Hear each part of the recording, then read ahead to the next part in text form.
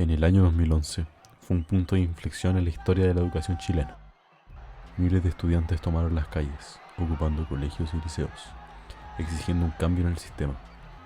En el Liceo Experimental Manuel de Salas, la movilización dejó una huella imborrable, pero lo que nadie imaginaba era que, en medio de esa lucha, se gestaría una tragedia, un crimen planeado con frialdad que sacudiría a toda la comunidad.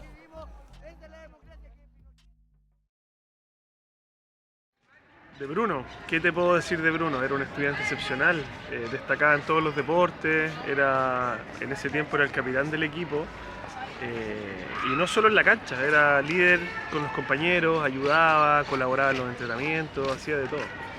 Era excepcional. Era de los pocos estudiantes que van saliendo año a año que era bueno en todo. Eh, Era insospechable lo que podría haber ocurrido. Nadie podría haberse imaginado lo que ocurrió. Fue terrible, fue terrible. Dejó todo el colegio sin palabras, el colegio se congeló.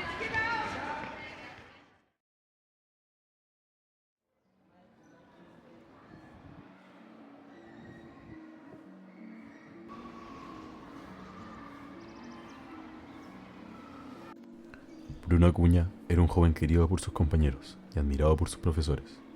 Un alumno destacado en lo académico y en lo deportivo, pero tras esa imagen impecable se escondía una mente metódica y peligrosa, capaz de planear un crimen durante meses.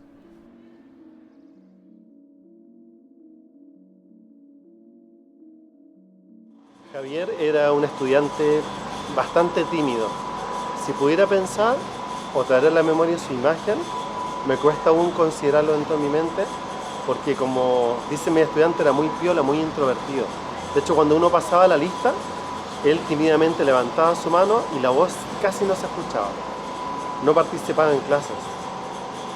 Era muy hacia adentro, de verdad. Cada vez que uno intentaba acercarse a él, como que había una suerte de barrera y era imposible casi conectarse. En la parte académica recuerdo, de verdad, que no le iba muy bien. No estamos hablando de un estudiante que tenga puros rojos, pero 4 y algo, un 5. Era muy retraído, no participaba en clases. Yo me pregunto, con todos estos elementos, ¿Bruno se habrá dado cuenta de todas estas cosas? ¿O lo habrá usado como una excusa? Javier Espinosa vivía en la sombra de su propia inseguridad. Mientras que Bruno brillaba entre sus compañeros, Javier representaba todo lo contrario. Un estudiante aislado, sin muchos amigos y con poca esperanza de sobresalir. Para Bruno, Javier era más que una persona, era en sus propias palabras un inútil, alguien que no merecía seguir existiendo.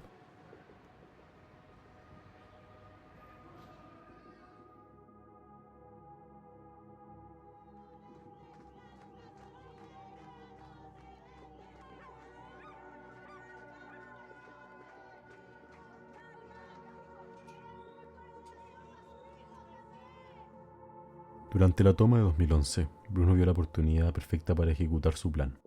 Aprovechó el caos y la falta de control en el liceo para llevar a cabo su crimen. Durante meses había persuadido a Javier para que se uniera a la toma, a pesar de que éste no quería participar. El 15 de julio de 2011, durante una noche de la toma, Bruno llevó a Javier hasta el casino del liceo. Ahí, en uno de los almacenes olvidados del lugar, llevó a cabo su plan. Bruno asfixió a Javier con su cinturón, dejando su cuerpo escondido en uno de los almacenes abandonados.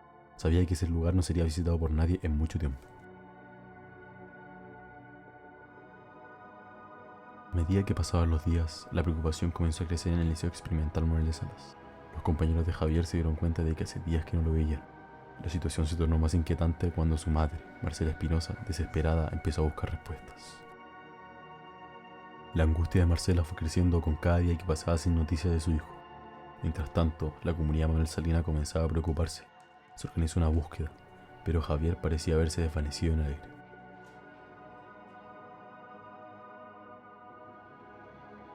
El 22 de julio de 2011, 7 días después de la desaparición de Javier, un carabinero que estaba participando en el desalojo de la toma hizo un macabro descubrimiento en uno de los almacenes del casino del liceo. Marcelo corrió a avisar a los demás. En minutos, el liceo se llenó de gritos y caos. El cuerpo de Javier ha sido encontrado, pero las preguntas apenas comenzaban. El hallazgo del cuerpo de Javier Espinosa trajo consigo una ola de miedo y sospecha. Los estudiantes, que hasta ese momento habían estado concentrados en la toma, ahora se enfrentan a una realidad mucho más oscura. Uno de ellos había sido asesinado, y el asesino podría estar entre ellos.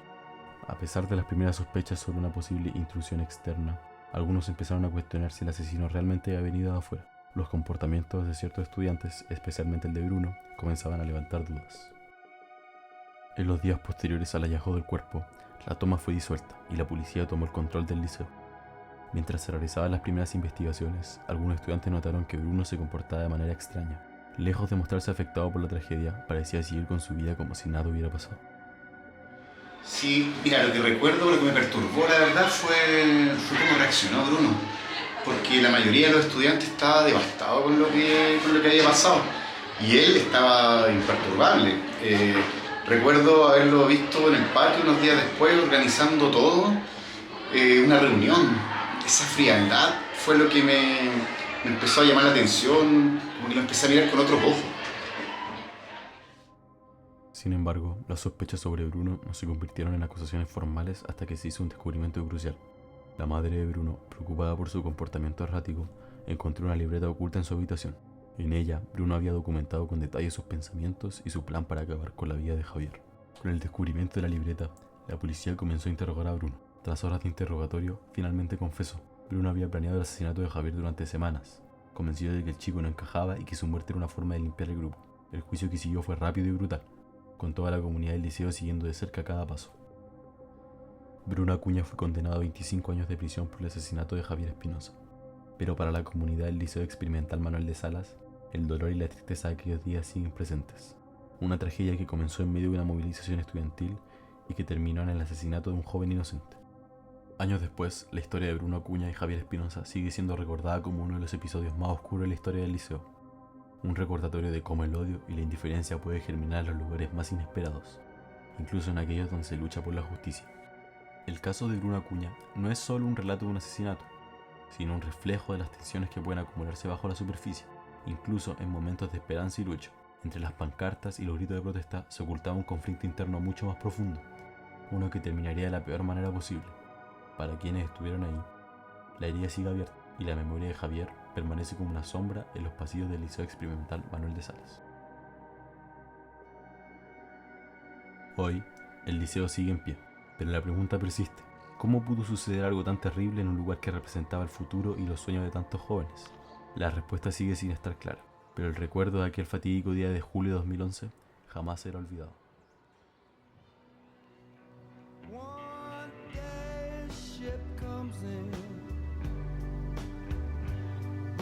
Can't say how or when, but I know somewhere a ship comes in every day. There is no morphine, I'm only sleeping. There is no crime to dreams like this, and if you could take something with you, it would be right.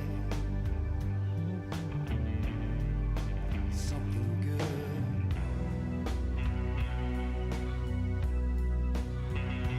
From my fingertips, the cigarette throws ashes to the ground.